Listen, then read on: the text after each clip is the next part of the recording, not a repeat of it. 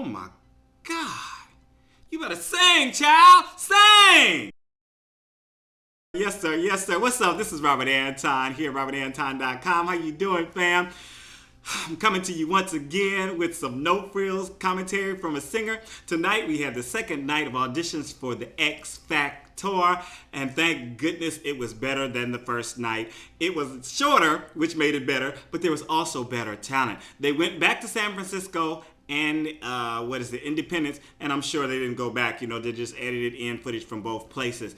So let me get in and tell you what is going on. Again, $5 million contract, I talked about it. It's gonna be with Sony Records, and of course they have to work for that $5 million. First up was Johnny Maxwell. He was 16, he did All These People, an original song. Kind of ballsy right there. His mom told him something at the beginning when they were in the car, they were shooting footage and whatever, that really changed the way that I saw auditions a long time ago and made me so much better as a performer and as an auditioner. And she said this, and I want to read the quotes. "This is the performance of a lifetime, not an audition." Get that? Get up and perform. Don't just go in there to audition and see what they're going to do. Do your show for them and then let them critique you on that. And that is a wonderful way to look at it. I think I talk about it in So You Want to Be a Singer. So if I remember which one, I will pop that down in the comments, in the description box. But moving on to Johnny's performance. He started out, he had one of them New Edition voices, kind of like untrained and stuff, but it just reminded me when he started of New Edition, and I didn't think it was that great. But then he started rapping, and he was hyping up the crowd and everything, and I was enjoying his performance from then on out. The girls were going crazy, and LA started singing the hook with him, so he really got over on this one. Britney said he's passionate and fun to watch.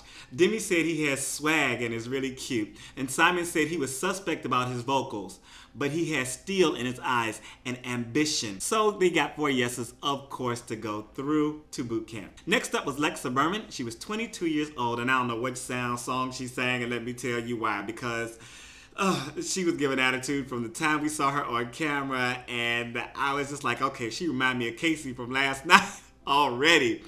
So she didn't sound as bad as I thought she would, though. And I thought she was going to be bad because she had a terrible attitude, and she was talking about gold digging, like, if I don't make it through this, I guess I'm going to have to marry to be a rich husband and to a rich family and all this good stuff. And I'm like, she's dressed really sexy and everything, had a nice looking little body and all that good stuff. Simon said she got a lot of junk in her trunk and she was leaving. She started singing, she was terrible. Simon stopped her. Britney said it was really boring. Demi said her overconfidence was not likable at all, which, sometimes it's not if you can't deliver. If you're confident and you can deliver, that's one thing. But if you're all confident and you mediocre, no. That's not the move. Simon actually said yes, and the other, Britney and Demi said no. They didn't even ask LA. It was like, okay, bye, goodbye, we'll see you. Next, they had a segment of sexy people who opened their mouths and couldn't sing, okay? And I just wrote down a few people whose names they put on the screen. They didn't put a lot of people's names on the screen. But Dylan Osborn, Demi was flirting with him, but he was pretty bad vocally. Ezekiel, who's 19, he got props for his six-pack, but when he started singing, he tried to do Usher. Not good. Tommy Patterson was another bad singer who was decently attractive. The girls thought he looked great. I thought he was all right. So Jason Brock was up next. He's 34, New York State of Mind. He did by Billy Joel, and he was very talkative. I wrote he had a hell of a lot of personality, and he did. And he was just way over the top, just camp over the top. I was like, oh my God, this guy is going to be horrible. His first note was really promising, and he followed through. Really followed through. He amazed me. He was so friggin' good. He had a nice rich tone, great phrasing. He was comfortable on stage. He was kind of flamboyant, and I was loving him. Simon said he loved the audition. Britney said it was absolutely amazing. LA said he was completely flawless and gave him a standing ovation.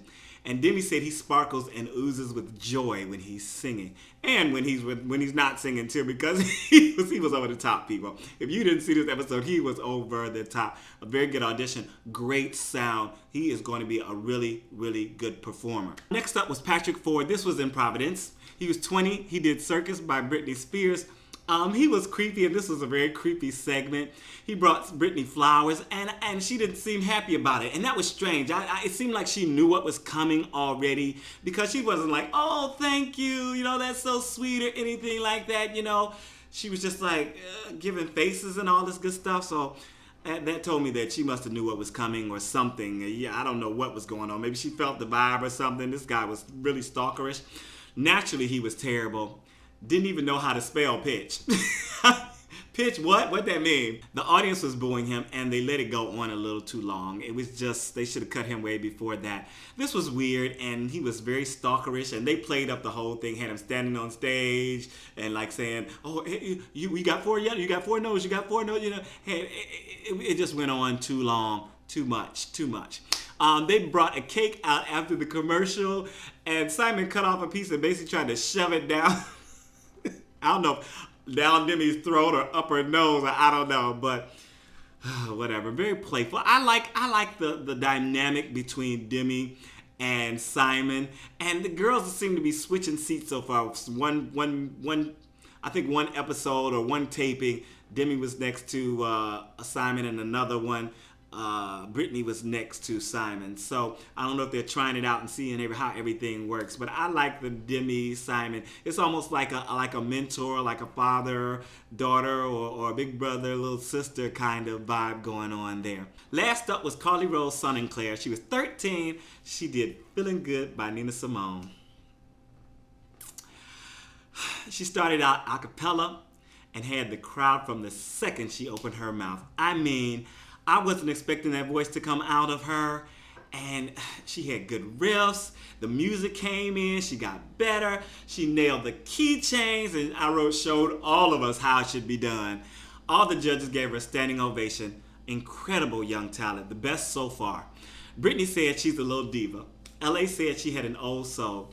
Demi said it was effortless for her, and Simon said a star walked out on that stage. She got 4 yeses, and let me tell you, I was blown away by this little girl. Just her depth of emotion, and her voice was so full and pure and beautiful. Really just beautiful. Tell me what you thought. Who was your favorite tonight? This is Robert Anton. I do the So You Want to Be a Singer series here on YouTube. Please check those out. Also, my originals playlist is here.